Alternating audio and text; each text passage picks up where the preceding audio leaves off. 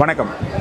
Devakumar, CIA president. எங்களுடைய இந்த CIA வந்து பார்த்தோம்னு சொன்னோம்னா இன்னைக்கு நடக்கக்கூடிய TN start up global submit 2025 பார்த்தோம்னா ரொம்ப பெருமையான தருணம் கோயம்புத்தூருக்கு. காரணம் வந்து என்ன சொல்ல வரோம் அப்படின்னா, கோயம்புத்தூர் வந்து பார்த்தீங்கன்னா பொதுவாகவே ஸ்டார்ட் அப் கம்பெனிஸ்க்கான ஒரு நிறைய வளர்ச்சி படக்கூடிய இடத்துல இருக்குது.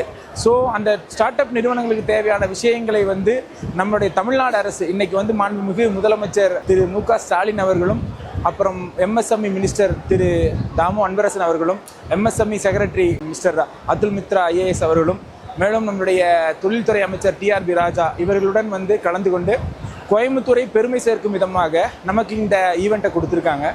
இதோட முக்கியமான விஷயம் என்ன அப்படின்னு சொல்லணும் அப்படின்னு பார்த்தீங்கன்னா, ஒரு ஸ்டார்ட் அப் எக்கோ சிஸ்டம் வந்து மிக சிறப்பானதாக அமையறதுக்கு என்னென்ன தேவைகள் அப்படிங்கிறத பார்க்கும்போது பார்த்தீங்கன்னா, ஸ்டூடெண்ட்ஸினுடைய இன்வால்மெண்ட் தேவைப்படும்.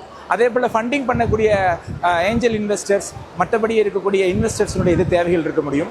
அதே போல் எம்எஸ்எம்இகளும் இயங்கக்கூடிய விஷயங்களாக இருக்கணும். ஏன்னா அப்போ தான் தொழில்துறைக்கு சம்மந்தமாக இருக்கணும், கார்ப்பரேட்டும் இருக்கணும். ஸோ இப்போ இந்த 4 விஷயமும் சேர்ந்து இருக்கக்கூடிய பகுதியாக நம்ம இந்த கோயம்புத்தூர் இருக்கிறதுனால இந்த குளோபல் சமிட்டுக்கு தேவையான எக்கோ சிஸ்டம் இங்கே ரொம்ப சிறப்பாகவே இருக்குது.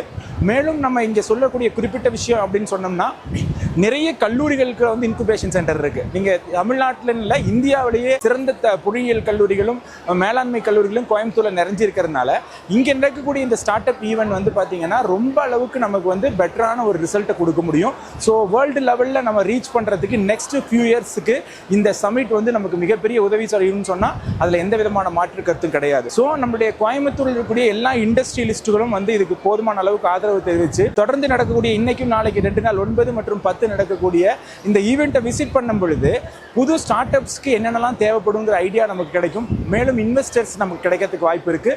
இன்னும் புதிய கண்டுபிடிப்புகளுக்கான உதவிகளை நம்ம செய்யறதுக்கும் வாய்ப்பு இருக்குது. ஸோ கோயம்புத்தூரில் தான் வந்து பார்த்தீங்கன்னா யூனிகார்ன் நிறுவனங்களுக்கான விஷயங்களை செய்யக்கூடிய எக்கோ சிஸ்டம் ரொம்பவுமே சிறப்பாக இருக்குது. இந்தியா ஃபுல்லாக இருக்கக்கூடிய நிறுவனங்கள் ஒரு 1800 ஸ்டார்ட் அப்ஸ் வந்து பார்த்தீங்கன்னா தமிழ்நாட்டில் மிக சிறப்பாக இந்த கோயம்புத்தூர் பக்கத்தில் இயங்குதுன்னு சொன்னால் அதுக்கு முக்கியமான காரணம் வந்து இந்த அமைவிடம், இங்கே கிடைக்கக்கூடிய டெக்னாலஜி சென்டர்னுடைய சப்போர்ட்னஸ், ரெண்டாவது எஜுகேஷன் சப்போர்ட்னஸ், அதுக்கப்புறம் ஃபினான்ஷியல் இருக்கக்கூடியது.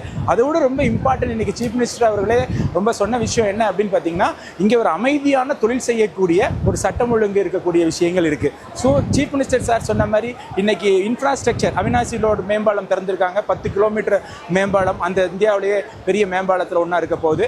மேலும் வந்து பார்த்தோம்னு சொன்னோம்னா, இந்த கோயம்புத்தூருக்கு தேவையான சிறுகுழுக்கு தேவையான ஒரு பூங்கா இன்னைக்கு கோல்டு ஸ்மித்துகளுக்காக வந்து பார்த்தீங்கன்னு சொன்னால் சிட்கோல ஆரம்பிச்சிருக்காங்க.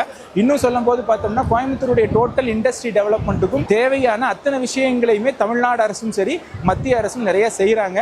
இந்த வாய்ப்புகளை எல்லாருமே பயன்படுத்தி எம்எஸ்எம்இ மற்றும் மற்றவங்க வந்து டெவலப் பண்ணுறதுக்கு இந்த இடம் வந்து ரொம்பவே யூஸ்ஃபுல்லாக பயன்படுத்திக்கங்க. ஸோ இந்த 2 நாள் நடக்கக்கூடிய சமிட்டில் ஸ்டூடெண்ட்ஸ், என்டர்பிரினர்ஸ், எம்எஸ்எம்இ இண்டஸ்ட்ரீஸ் எல்லாருமே கலந்துக்கிட்டு இந்த சமிட்டுக்கு ஆதரவு கொடுத்தீங்கன்னு சொன்னால் கோயம்புத்தூருடைய வளர்ச்சி மட்டும் இல்லாமல் தமிழ்நாடு வளர்ச்சி மிக சிறப்பாக இருக்கும். நன்றி.